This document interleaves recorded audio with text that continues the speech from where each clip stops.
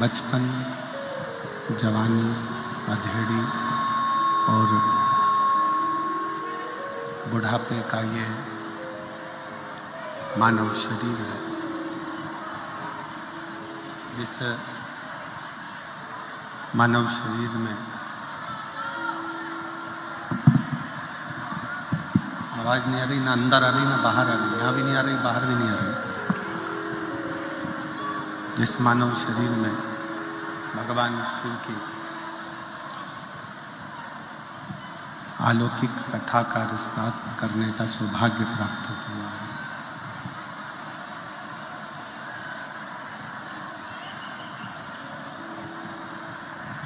शिव कथा कहती है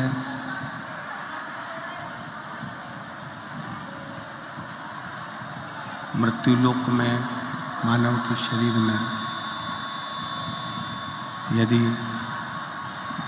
एक बार भी भगवान शंकर की कथा श्रवण करने का सौभाग्य प्राप्त हो मिल जाए तो जीवन की सार्थकता है।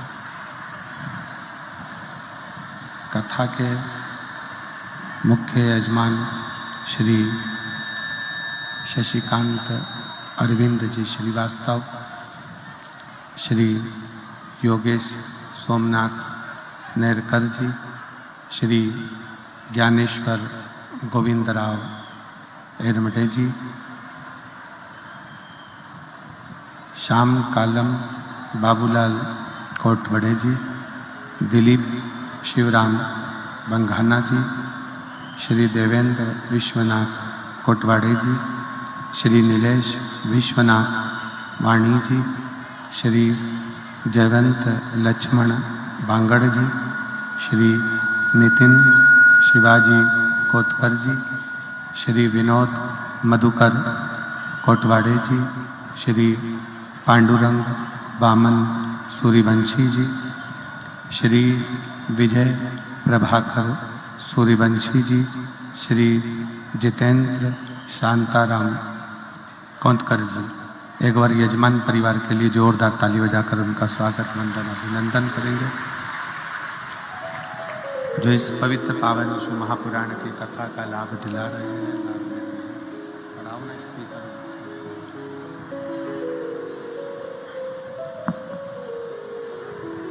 शिव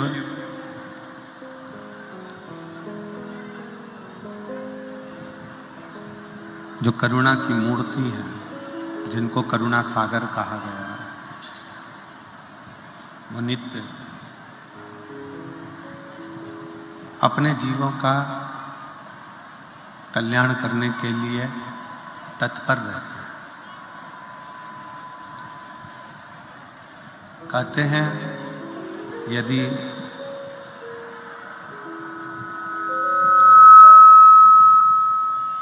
आपकी भक्ति श्रेष्ठ है, यदि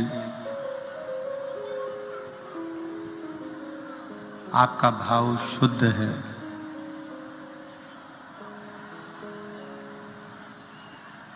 और निर्मल चित्त से, निर्मल भक्ति से, निर्मल भाव से यदि आप परमात्मा को पुकार रहे हैं, तो भगवान शंकर की कथा कहती है कि शिव का दर्शन, शिव की कृपा होती जरूर है।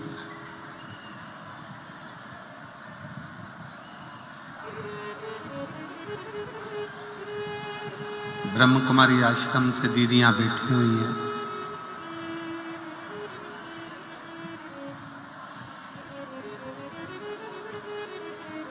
इनकी मुरली में भी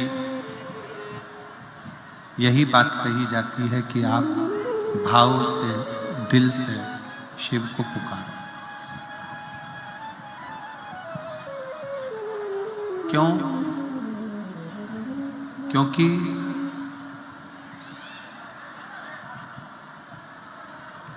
शिव बनावटी नहीं है और शिव को बनावट पसंद नहीं।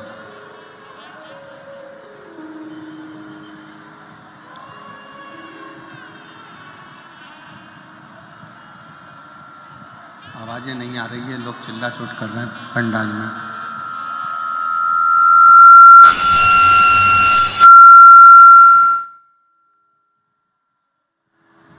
शिव बनावटी नहीं है और शिव को बनावट प्रिय नहीं।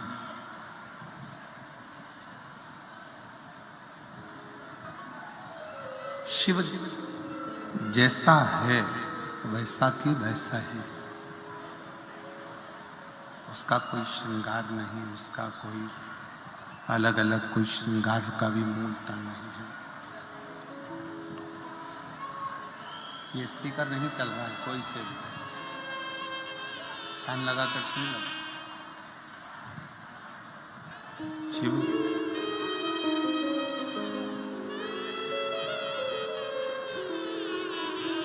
शिव को बनावट प्रिय नहीं, क्योंकि शिव बनावटी है ही। शिव जैसे हैं वैसे ही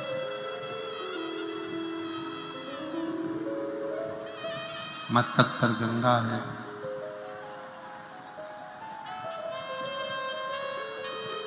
जटा पे चंदा है, रुद्राक्ष की माला है, विषधर सर्प पड़ा है, नंदी दरवाजे पर खड़ा है और तन पर भस्म रमी है।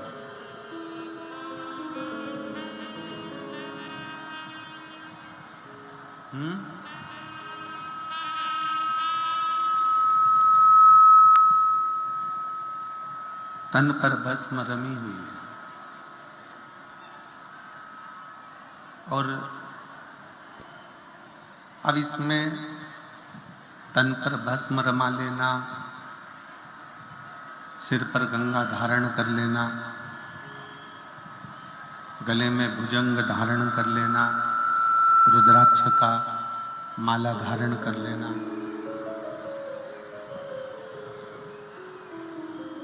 इसमें कहीं भी कुछ भी बनावट का क्रम नहीं।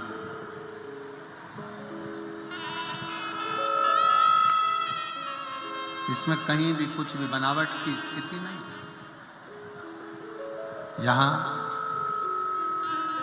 भगवान शिव जैसे सरल हैं, भगवान शंकर जैसे सहज हैं, शांति प्रिय हैं। शिव को भी अपना भक्त वैसा ही प्रिय लगे।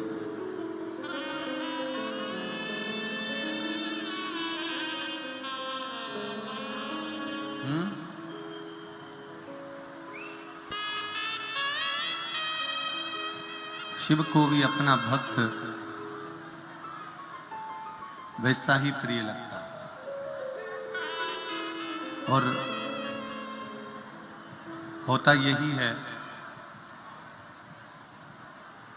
शिव महापुराण की कथा कहती है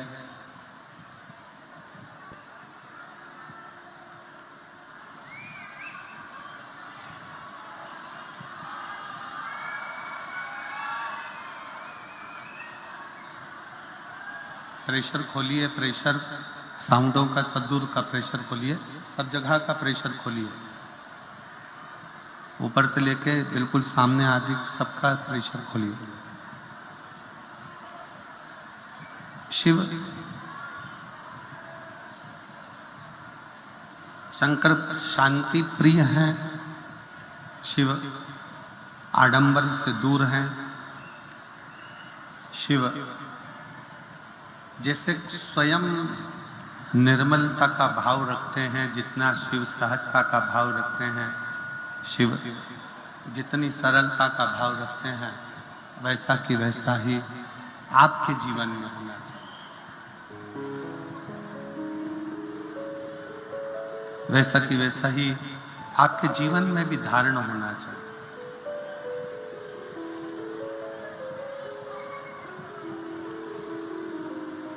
फिर एक निवेदन कि शिव के करीब में जब आप जाएं, भगवान शंकर के पास जब आप पहुंचे, शिवालय में, देवालय में शिव जी की कथा में जब भी आप जाएं, एक सरलता आपके भीतर होना चाहिए।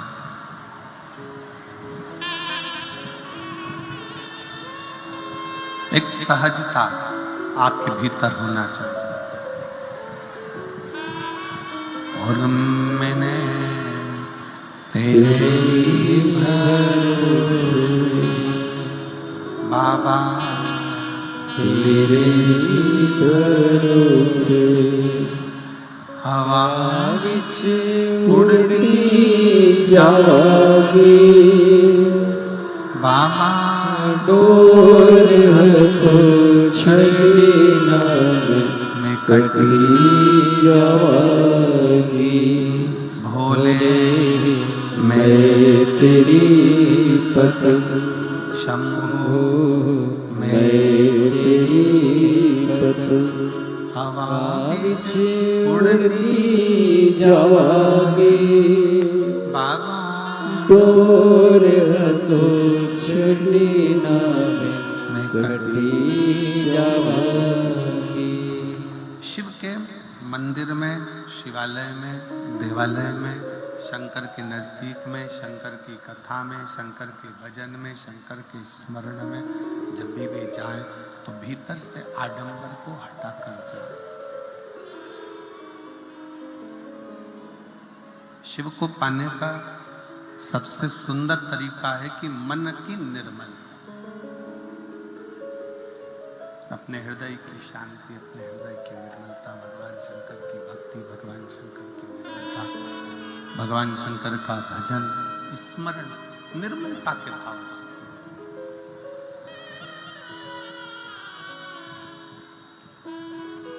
शिव महापुराण की कथा एक बात बड़ी अच्छी कहती है, सत्संग, बुआरी, भोजन और स्नान,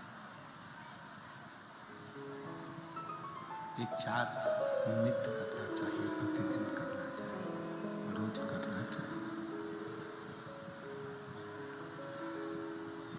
सत्संग, बुआरी, झाड़ू लगाना, बुआरी लगाना, भोजन और स्नान,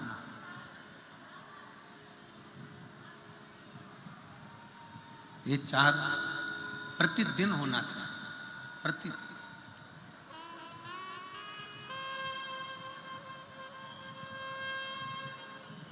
घर की झाड़ू, दुकान की बुआरी, घर की बुआरी, झाड़ू दरवाजे की रोज लगाओ, प्रतिदिन लगाओ, प्रतिदिन लगाओ। घर को रोज क्लीन कर कर रखो, रोज साफ कर कर रखो। शबरी अम्बा जैसे, माता शबरी अम्बा का नियम था, शबरी अम्बा रोज प्रतिदिन अपने घर की बुआरी लगाती थी। माँ शबरी अम्बा रोज अपने घर को साफ करती थी, प्रतिदिन।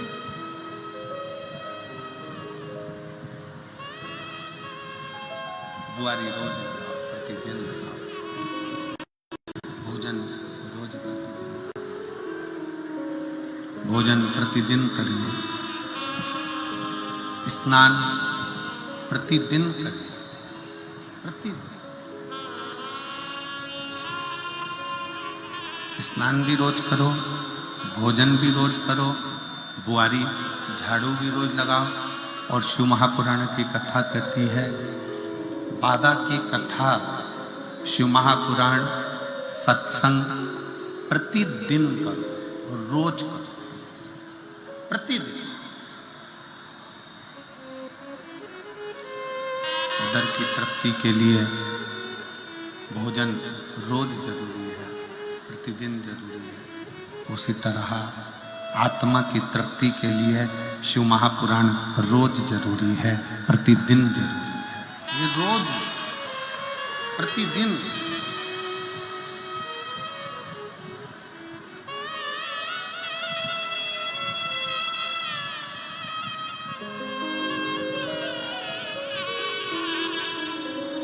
अभी सूरत की कथा में एक बात कही थी सूरत की कथा में एक बात बोली गई थी कि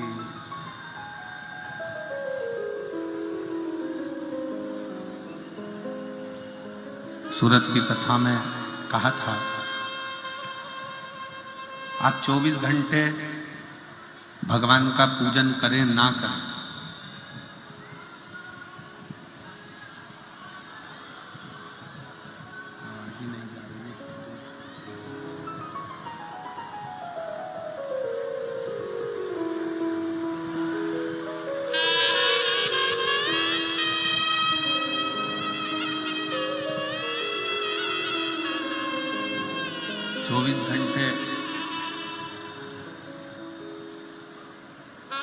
आप भगवान का पूजन करें ना करें,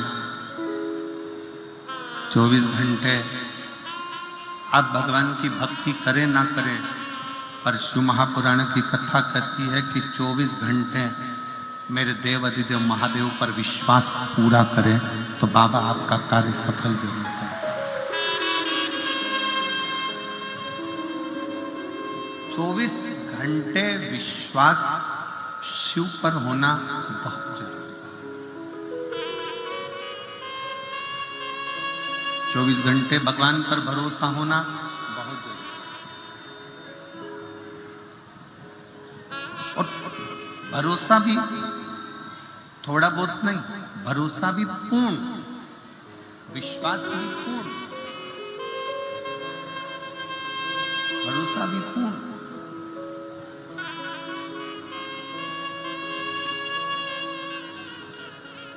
अब जितना भरोसा, एक पत्नी कहती है कि मेरा पति मुझे बंदूक से मार नहीं सकता क्योंकि वो मेरा पति है, वो मेरा पति है, वो मुझे मार नहीं सकता। इतना ही भरोसा आप अपने उस परमात्मा पर करें कि वो भी हमें मुसीबत से निकालेगा जरूर, हमें मुसीबत में ढकेल नहीं सकता, हाथ पकड़कर हमें बाहर करेगा, ये निश्चित, वो निकाल सकता।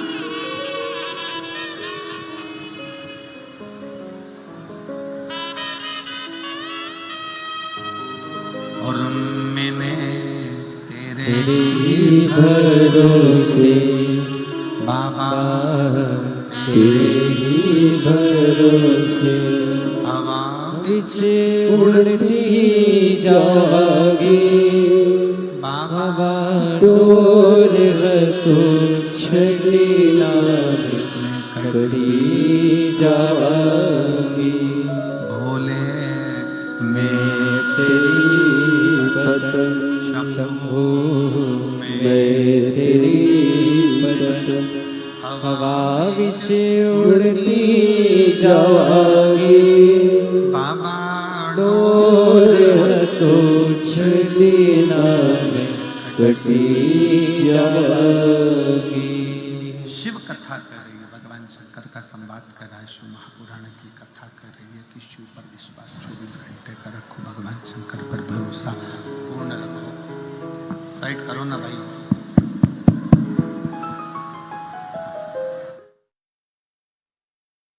चौबीस घंटे का, 24 घंटे।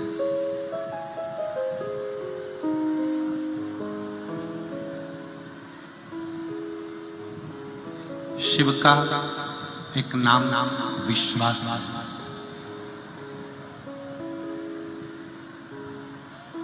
शिव जी का नाम ही विश्वास। रामचरितमानस में तुलसी बाबा ने लिख दिया कि शंकर विश्वास रूपिण। शिव जी का एक नाम विश्वास। ये ऊपर का कुछ भी नहीं बढ़ रहा, जैसा है वैसा कि वैसा ही श्लोक। तुम्हें आवाज आ रही है ऊपर? इसमें भी नहीं आ रही है कहीं।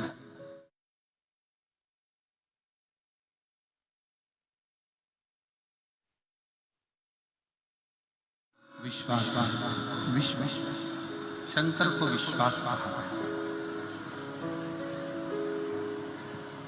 शिव को भरोसा कहा। शंकर भगवान को विश्वास कहा जाता है। शिव महापुराण की कथा में एक बात आती है कि आप सती मैया से एक विश्वास हमें सीखी, माता सती से।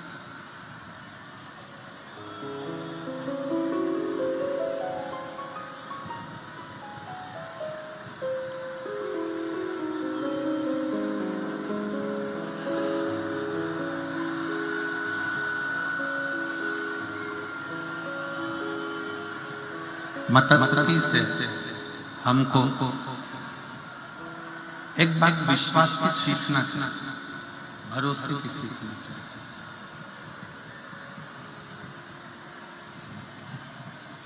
जिस समय पर माता सती अपने पिता दक्ष प्रजापति के यहाँ गई,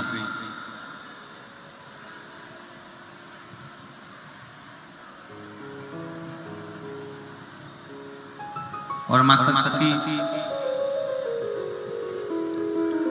जब अपने पिता दक्ष प्रजापति के यहाँ गई तो बीच मार्ग में देवऋषि नारद उनको मिले।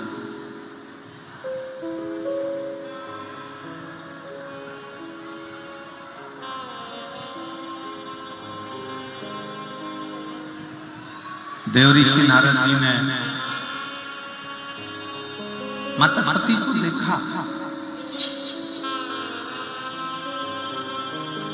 और देवऋषि नारद माता सती को देखकर थोड़ी देर उनके सामने खड़े होकर श्रीमन नारायण श्रीमन नारायण श्रीमन नारायण श्रीमन नारायण श्रीमन नारायण कहने लगे।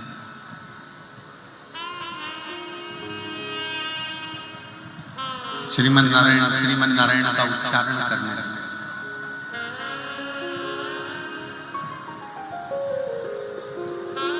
अब सामने माता सती है, देवऋषि नारद, दोनों सामने, सती मैया भी है और देवऋषि नारद, दोनों आमने सामने, दोनों सामने।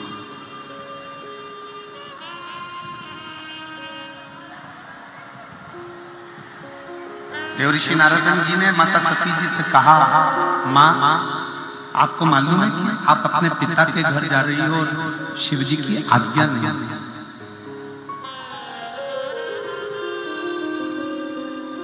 भगवान शंकर की आज्ञा नहीं है, शिव जी का आदेश नहीं है,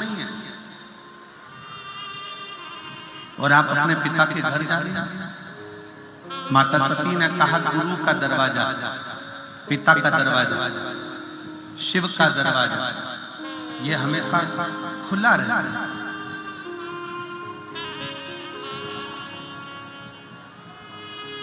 अपने पिता के घर में, अपने गुरु के घर में, अपने शिव के घर में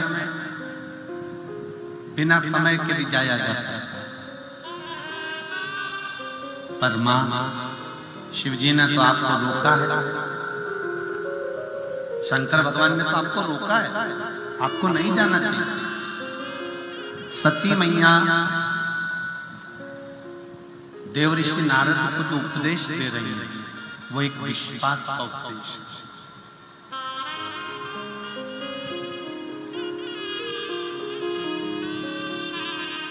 और जितने इस कथा को आस्था चैनल के माध्यम से सुन रहे हैं, जितने फेसबुक यूट्यूब पर सुन रहे हैं, जितने इस महाराष्ट्र की पवित्र भूमि साकरी में बैठकर इस कथा का रसतत्व ग्रहण कर रहे हैं, वो अपने अंदर इस बात को उतारें। मां, आपको भगवान शंकर ने मना करा है जाने के लिए, आप फिर भी जा रही हो, उसका कारण क्या?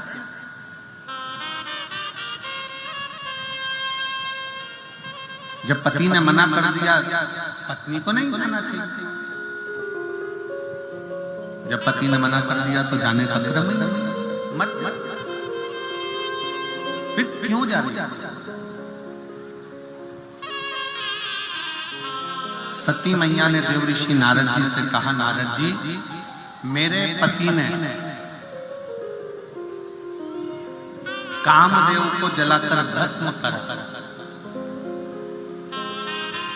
काम तो जल गया, पर अहंकार व्यक्ति के भीतर रह गए।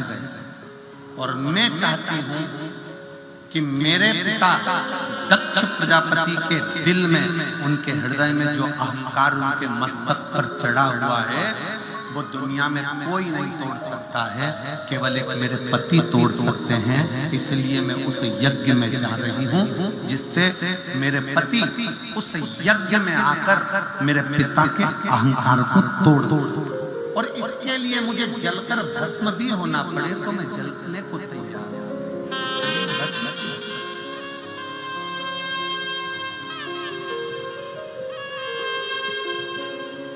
इसके लिए मुझे अगर जलना पड़े, भस्म होना पड़े तो मुझे कुछ दिक्कत नहीं।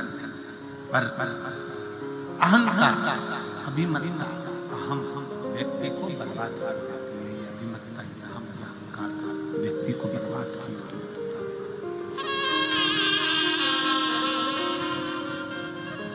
खूब कमाओ जिंदगी में, पृथ्वी पर जन्म लिया है, मना नहीं है, खूब कमाओ।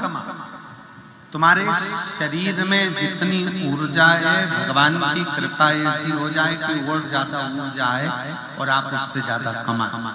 पर एक निवेदन, कमाओ खूब, धन एकत्रित भी करो खूब, मना नहीं है। हम अगर मना कर भी देंगे तो तुम हमारी बात कौन सी सुनने वाले हो? कौन सा तुम नहीं कमाओ? तो हम ऐसी बात करें ही काहे कि तुम मत कमाओ, या कहीं तीर्थ में जाकर बैठ जाओ, साधु बन जाओ, सन्यासी बन जाओ, तपस्वी बन जाओ, या कहीं तीर्थ में जाकर बैठ जाओ। हम बिल्कुल नहीं कहेंगे। हम तो ये कहेंगे कि आप खूब कमाओ,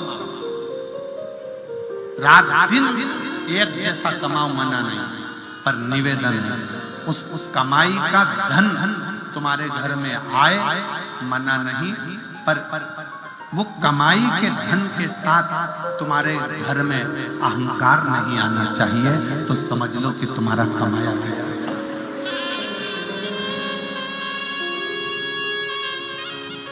तो समझो कि सार्थक। और यदि कमाई के धन के साथ में, धन तो बड़ा, संपदा बड़ी, धन संपदा के साथ साथ अगर घर के अंदर अहंकार आता चले गया, अभिमान आता चले गया, तो फिर बर्बादी का सिरा सम्मुख में होता है। बर्बादी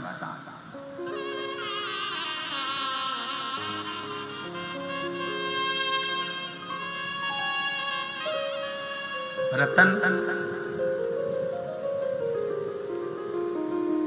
चार चीजें हैं, चार चीजों की कीमत आपको मालूम होगा। पहले नंबर पर है रतन, हीरा। दूसरे नंबर पर है सोना। तीसरे नंबर पर है चांदी। चौथे नंबर पर है तांबा। इसमें सबसे कीमत वाला कौन सा है? पहले नंबर पर है हीरा, दूसरे नंबर पर है सोना, तीसरे नंबर पर है चांदी, चौथे नंबर पर है तांबा। इसमें सबसे ज्यादा कीमत वाला कौन सा है? जम के बोलो जरा। हीरा, रतन।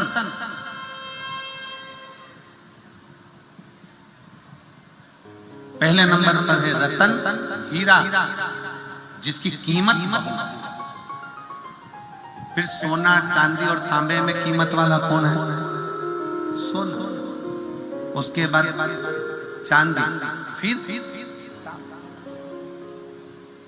चार बताए हैं, रतन, सोना, चांदी, तांबा।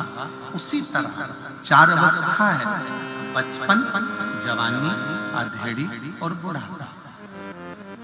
बचपन मतलब हमारा जीवन रतन की तरह, हीरा, कीमत वाला।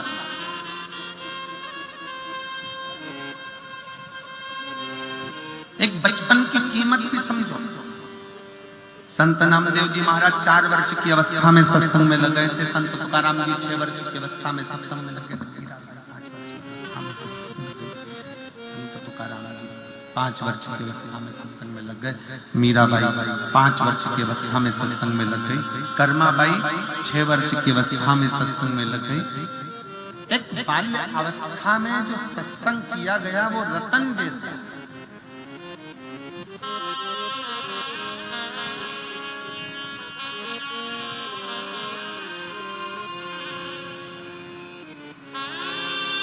वो रत्न की तरह। जवानी सोने की तरह, अधेड़ी चांदी की तरह और बुढ़ापा तांबे की तरह। अब इसमें 2 कीमती हैं, एक आपका बचपन और दूसरे नंबर पर है आपकी जवानी। ये 2 इतनी कीमती है कि बचपन रतन को, हीरे को, रतन को, हीरे को जितना संभाल कर रखोगे, जितना संभाल कर रखोगे, उतना वो रतन चमकता रहेगा और आगे चलकर कुछ ना कुछ एक और कीमत वाला बन जाएगा। दूसरे नंबर पर है सोना। सोना मतलब आपकी जवानी। इस जवानी में जितना कंट्रोल कर सोने को इधर उधर नहीं पटका जाता, सोने को इधर उधर ले जाकर नहीं डाला जाता, सोने को बीच चौराहे पर ले जाकर नहीं पटका जाता, सोने को तिजोरी में, अलमारी में, लाकर में रखा जाता है, गले में पहना जाता है, कानों में पहना जाता है, हाथों में पहना जाता है, मस्तक पर चढ़ाया जाता है। सोने को आप अपने तन पर धारण करते हो, हीरे को आप अपने तन पर धारण करते हो और वो कीमत वाला है। रतन माणिक कीमत वाले हैं, उसको संभालना है। जवानी सोना ये कीमत वाला है, इसको संभालना। और थोड़ी सी कीमत जिसकी घट जाती है वो चांदी पांव की पायल में, अधेड़ी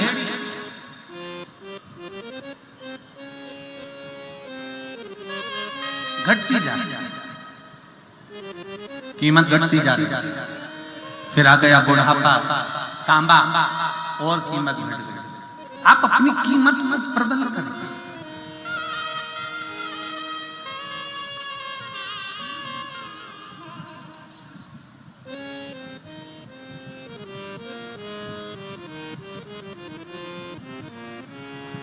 मैंने मानव रतन तुझको हीरा दिया, मैंने मानव रतन तुझको हीरा दिया, तू गवाए गवाए तो मैं क्या करूं, तू यूं ही गवाए तो मैं क्या करूं।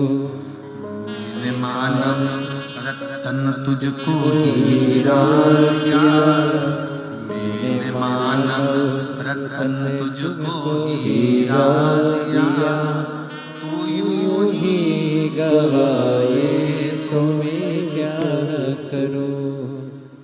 कितना कीमत वाला दिया है ये शरीर, कितना कीमत।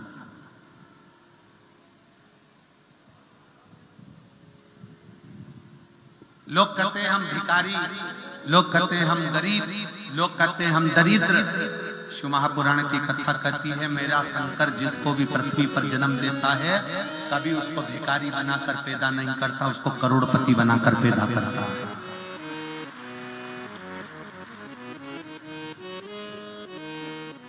कमल का पुष्प कीचड़ में होता है, सच्चा हीरा कोयले की खदान में होता है, सोना पहाड़ और खदान से निकलता है।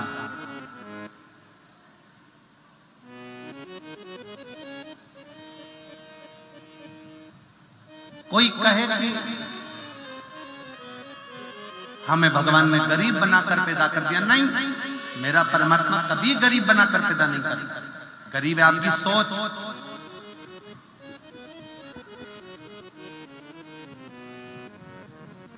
गरीब आपकी सोच है। जिस दिन तुम्हारे पास में 10 रुपए हैं और उस 10 रुपए में से 1 रुपया निकाल कर तुम किसी भूखे को अगर भोजन करा देते हो, एक बिस्कुट भी खिला देते हो, समझ लेना उस दिन तुम गरीब नहीं हो, सेठों से भी बड़े सेठ हो, क्योंकि तुमने किसी को दिया। तुम्हारी देने की आदत तुमको सेठ बना देती और तुम्हारी लेने की आदत तुम्हें भिखारी बनाती है।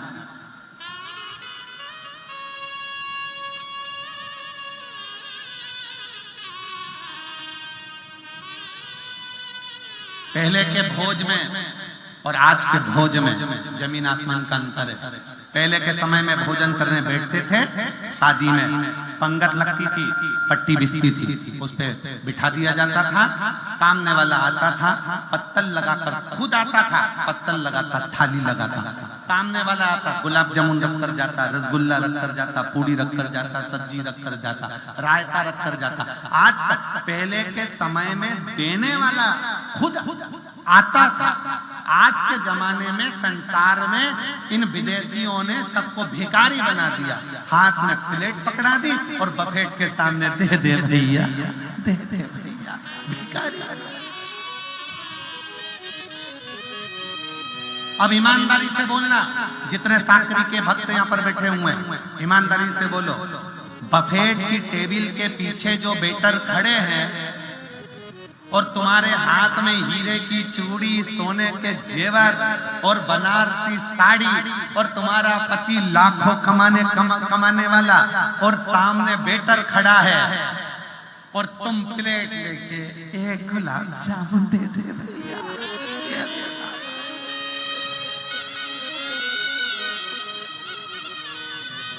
अब ईमानदारी से बोलना, तुम कितने भी करोड़पति हो, पर तुम हम नहीं बोले, तुम कितने भी करोड़पति हो, पर तुम उस स्थान पर भिक्षुक बन जाओ। और वो भले 500 रुपए में काम करने के लिए आया, उसके पास भले खाने के लिए कुछ नहीं है, तो भी सूट पहनकर अकड़ के साथ देता है, क्योंकि मैं अभी सेठ हूं, दे रहा हूं, तुम भी कुछ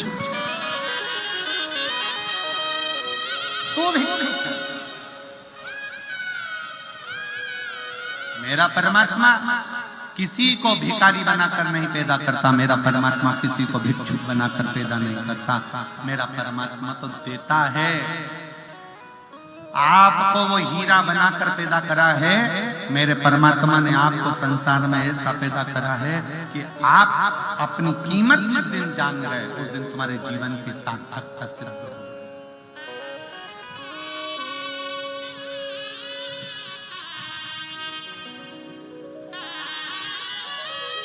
कई लोग कह देते हैं बात बात में, कई लोग लड़ाई झगड़े में कह देते हैं तू तो 2 कौड़ी का है। किसी को लड़ाई में कह दिया तू 2 कौड़ी का है, और वो जो व्यक्ति है वो लड़ने बैठ गया कि तूने मुझे 2 कौड़ी का कह दिया। अरे भगवान को धन्यवाद देना कि वारे प्रभु, इसकी निगाह में 100 कौड़ी के लोगों को छोड़कर उसने 2 कौड़ी वाले को तो देखा। 100 कौड़ी के लोगों को छोड़कर कम से कम 2 कौड़ी के व्यक्ति को तो देखा। मतलब इसकी दृष्टि में मैं 2 कौड़ी का हूं, तो परमात्मा तेरी दृष्टि में तो मैं 100 कौड़ी का ही हूं। ये निश्चित है, ये निश्चित है। अब देख गया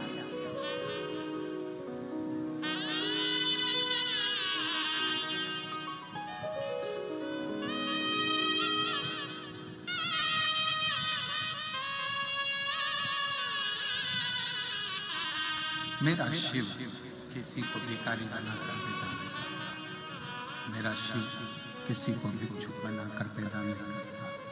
मेरा शिव किसी को गरीब बनाकर पैदा नहीं करता। मेरा शिव किसी को दरिद्र बनाकर पैदा नहीं करता। मेरा शिव सबको सेठ बनाकर पैदा करता है। सब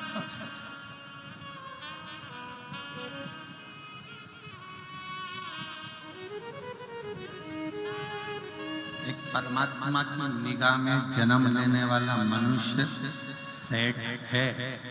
उसी तरह से जैसे एक माँ की निगाह में उसका बेटा राजकुमार है। संसार में जितनी माँ है ना, इसका बेटा चाहे वो काला हो, पीला हो, चाहे वो आंख से बेकार हो, मुंह से बेकार हो, हाथ से विकलांग हो, चाहे पांव से विकलांग हो, तो भी एक माँ की निगाह में उसका बेटा राजकुमार ही रहेगा।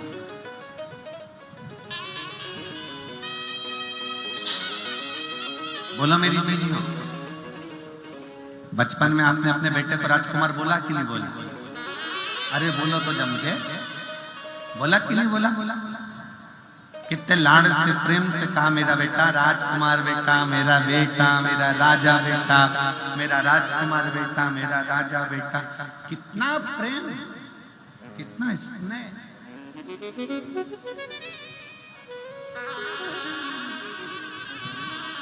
प्रत्येक माँ की निगाह में उसका बेटा राजकुमार होता है। उसी तरह प्रत्येक संसार के जीव को जन्म देने से पहले उस परमात्मा की निगाह में उसका जन्म देने वाले एक एक जीव को परमात्मा अपना बेटा मानकर करोड़पति अमीर बनाकर ही भेजता है, गरीब नहीं। गरीब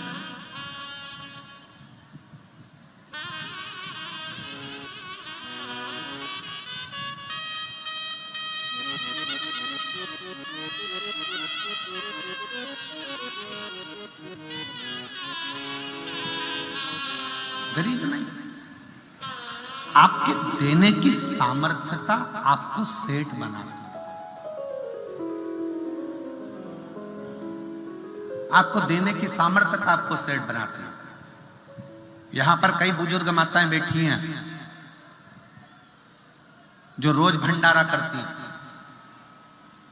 यहां कई बुजुर्ग पिता बैठे हैं, कई बूढ़े बूढ़े लोग बैठे हैं जो रोज भंडारा करते हैं। बस अंतर है उनके भंडारे में और तुम्हारे भंडारे में। पहले के समय में हमारे घर की बुजुर्ग माताएं, बुजुर्ग पिता रोज का भंडारा करते थे। आटा सिका हुआ, उसमें शक्कर मिली हुई, छोटे से कागज में बांधकर उसको लेकर जाते थे। पीपल के पेड़ के नीचे इतना इतना सा आटा शक्कर बुरबुरा देते थे, चींटियों का भंडारा हो जाता था। पहले के माता पिता थोड़ा सा चावल, ज्वार, मक्का छत पर ले जाकर डाल देते थे, चिड़िया पक्षियों का भंडारा हो जाता था। पहले के बुजुर्ग माता पिता आटे की गोली बनाकर नदी तालाब में डाल देते थे, जिससे उन मछलियों का, जीवों का भंडारा हो जाता था। वो भले गरीब होते थे पर भंडारा रोज करते थे। आज के सेठ से ज्यादा वो सेठ थे जो रोज किसी ना किसी का भंडारा किया करते थे, प्रतिदिन करते थे। और यहाँ पर कई बुजुर्ग माताएं बैठी हैं, कई बुजुर्ग पिता बैठे हैं जो आज भी थोड़ा सा चावल लेकर जाएंगे, चिड़िया को डाल देंगे, पक्षियों को डाल देंगे, थोड़ी सी रोटी निकालेंगे, गौ माता को दे देंगे, एक रोटी का टुकड़ा कुत्ते को दे देंगे, थोड़ा सा भाग निकलेगा, कोई मीठा होगा घर में बचा हुआ तो पीपल के पेड़ के नीचे, बड़ के पेड़ के नीचे, नीम के पेड़ के नीचे छोटी छोटी जो चींटियां होती हैं उन जीवों को डाल देंगे। अपने आप में वो दान धर्म कर कर ये समझ लेते हैं कि हमने कुछ कर लिया, और कर लिया बहुत है।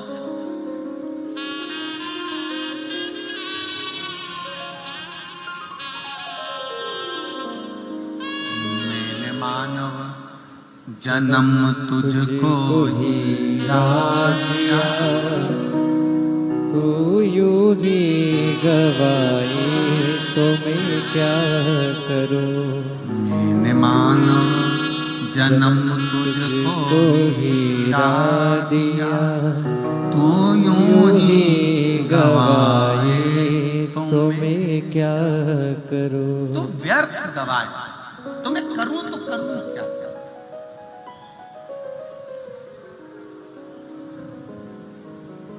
बचपन कीमती है, जवानी कीमती है, संभाल लो उसको।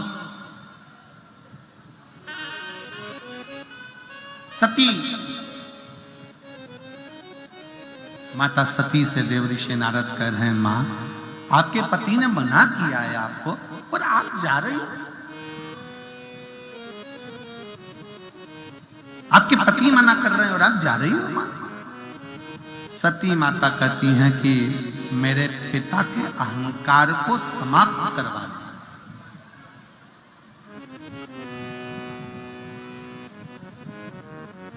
भीतर का अभिमान। और बहुत ध्यान देना, थोड़ा सा लोगों को बुरा लग सकता है, हो सकता है हमारी बात का, पर बुरा लग जाए तो लग जाने दो, पर बात हृदय तक पहुंचना चाहिए।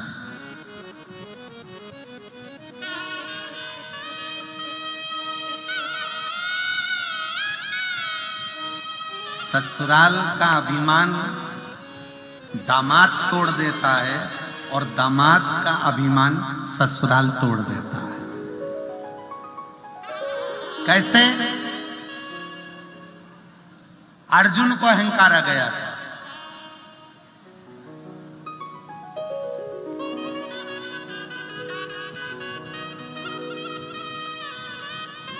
और अर्जुन को इतना ज्यादा अहंकार आ गया था कि भगवान कृष्ण ने अर्जुन को उसके ससुराल भेज दिया।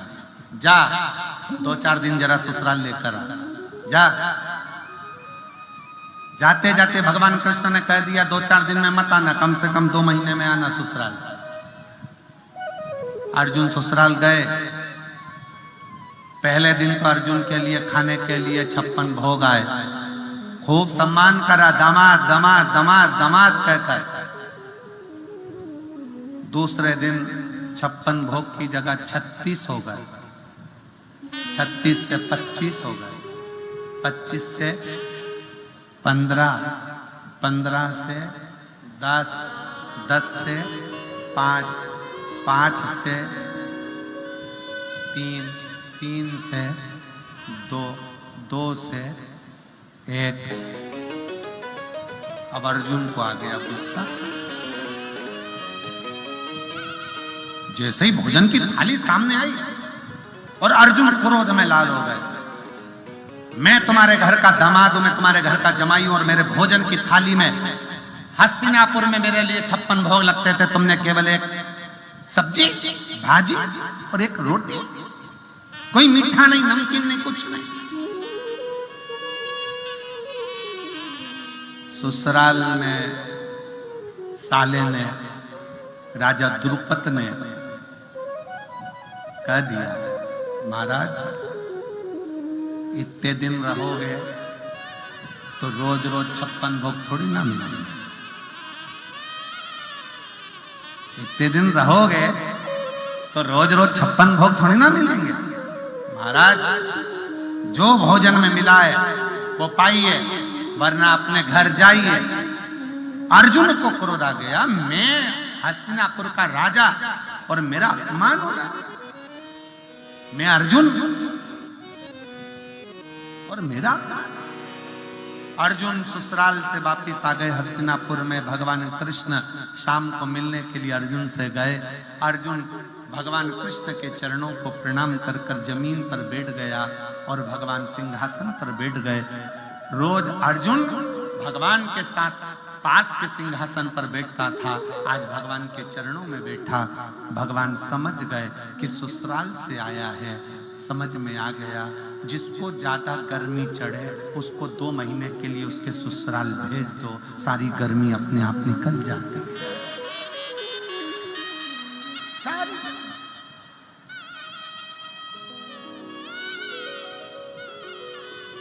पहली बार में जाओगे तो साला बात करेगा, साली बात करेगी, सास बात करेगी, ससुर बात करेंगे, रिश्तेदार बात करेंगे। 15-20 दिन रहते रहते ना साला बात करेगा, ना साली बात करेगी, ना ससुर बात करेगा, ना सास बात करेगी। धीरे धीरे धीरे धीरे सम्मान घटता चले जाता है। जिसको ज्यादा अकड़ है, जिसको ज्यादा गर्मी लगे, उसको भेज दिया जाए 2 महीने के लिए, 1.5 महीने के लिए चले जाए। और फिर निवेदन, बड़ा ध्यान देना महाराज, समझने वाला विषय है। संसार के लोगों के यहां रोज जाओगे तो धीरे धीरे धीरे धीरे तुम्हारा सम्मान घटता जाता है, और भोलेनाथ के दरवाजे पर रोज जाओगे तो धीरे धीरे धीरे धीरे तुम्हारा सम्मान बढ़ता जाता है, बढ़ता जाता है।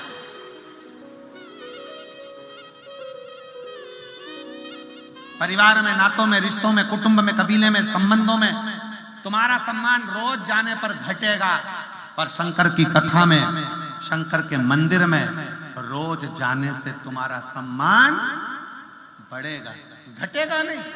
परिवार में घटेगा, रिश्तों में घटेगा, नातों में घटेगा, रोज रोज जाओगे तो घटेगा, पर शंकर की कथा में रोज जाओ, सम्मान बढ़ता चले जाएगा।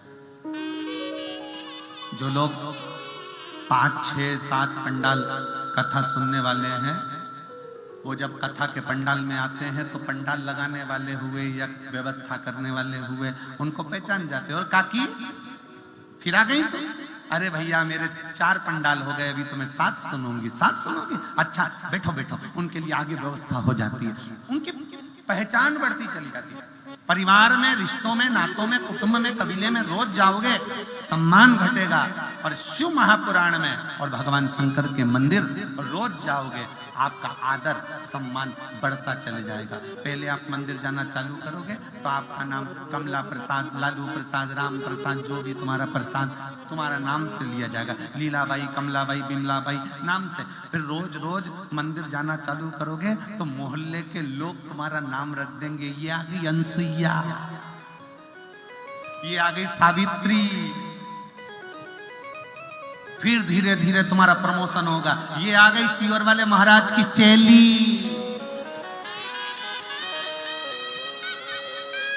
फिर नाम चेंज होगा, फिर नाम चेंज होगा। ये तो शंकर जी की भक्त है रे, शिव जी की इतनी भक्ति करती है, ऐसे ऐसे भजन गाती है, इतने अच्छा मंदिर में श्रृंगार करती है, अब तुम्हें लोग शिव भक्त के नाम से जानने लगेंगे। ये प्रमोशन है अपना, ये प्रमोशन है,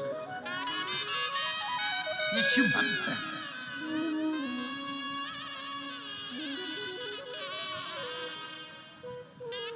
जाने धीरे धीरे परिवार में, नातों में, रिश्तों में, कुटुंब में, कबीले में, संबंधों में थोड़ा थोड़ा सम्मान घटता जाता है रोज मिलने पर शंकर से रोज मिलने पर सम्मान घटता नहीं है। शंकर से रोज मिलने पर सम्मान बढ़ता चलता है, रोज बढ़ता, प्रतिदिन बढ़ता।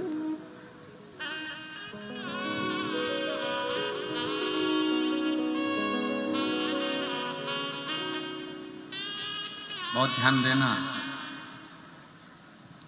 बच्चे का जन्म का नाम दूसरा होता है और बड़ा होता है तो नाम दूसरा हो जाता है।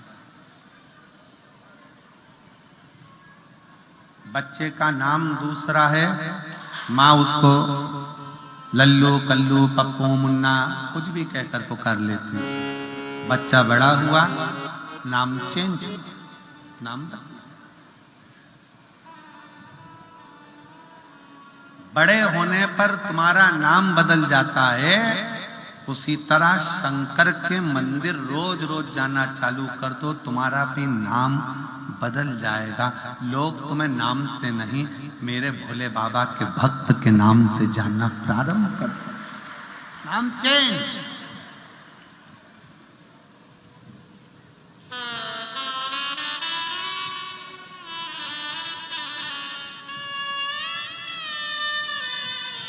नाम बताना। सती मैया कर रही है मेरे शिव एक विश्वास,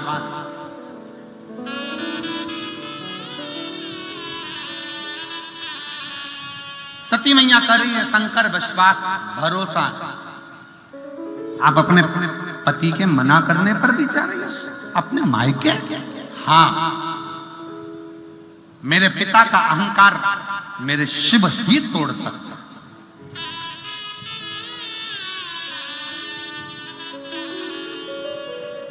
अच्छा, आपसे हम एक बात पूछें, पूरी शिव महापुराण की कथा एक बार पढ़ के देखना, गीता प्रेस गोरखपुर की शिव पुराण लेकर आना, पढ़ के देखना। उसमें हमको ये जरूर बताना कि दक्ष प्रजापति और शंकर जी का कौन सा विवाद था जिसके कारण दक्ष प्रजापति शंकर भगवान का अपमान कर दिया।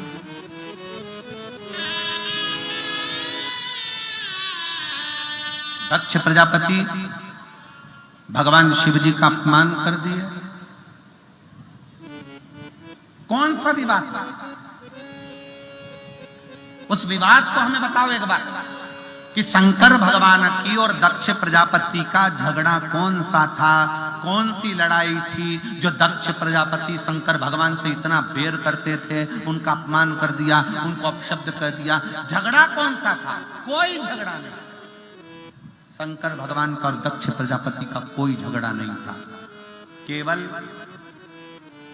थोड़ा सा फिर कहेंगे, कटोरी में विष आ गया, तुमने पी लिया तो तुम अकेले मरोगे, पर कान में कोई दूसरा विष निंदा का भर जाता है तो व्यक्ति अकेला नहीं मरता, पूरे परिवार को लेकर मरता है। पत्नी के कानों में विष डाल दिया पति के प्रति, पति भी गया पत्नी भी गई। पति के कानों में विष डाल दिया पत्नी के प्रति, तेरी पत्नी ऐसी है, मार्केट में दिखी, वो हुआ, ऐसा हुआ, वह हुआ। तुम्हारा पति मुझे गार्डन में दिखा, किसी के साथ बैठा था, गाड़ी पर किसी को लेकर जाना था, विष घोल दिया गया। तुम्हारी बहन ऐसी थी, तुम्हारा भाई ऐसा था, तुम्हारे दादा ऐसे, तुम्हारे पिता ऐसे, तुम्हारे पिताजी ने छोटे भाई को इतनी जायदाद दे दी, तुझे कुछ नहीं दिया, विष भर दिया। बाजार में मिलने वाला विष केवल एक व्यक्ति को मारता है और मोहल्ले में रिश्तेदारों में ना जाने कौन सा एक विष कानों के अंदर घोल दिया जाता है, जिससे पूरा परिवार मर जाता है। पूरा परिवार।